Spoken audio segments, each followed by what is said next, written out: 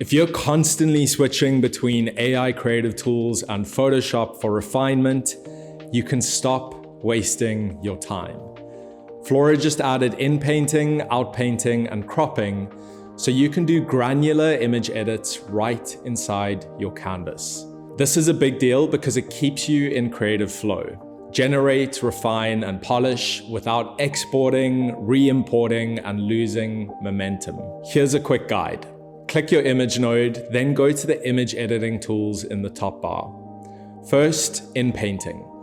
You get a brush to mask the exact part of the image you want to change.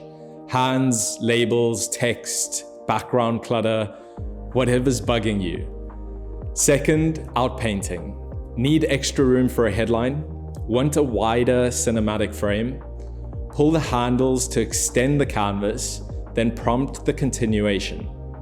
Third, cropping. Cut out the edges, keep only what matters, and tighten the composition without regenerating the whole image in a new aspect ratio. This is the future of AI workflows. Creation plus control in the same place. Less tool switching, faster iterations, better results. If you're in FLORA, go try it out.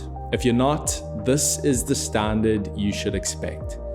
Hit the link in the comments to give FLORA a spin and get 25% off.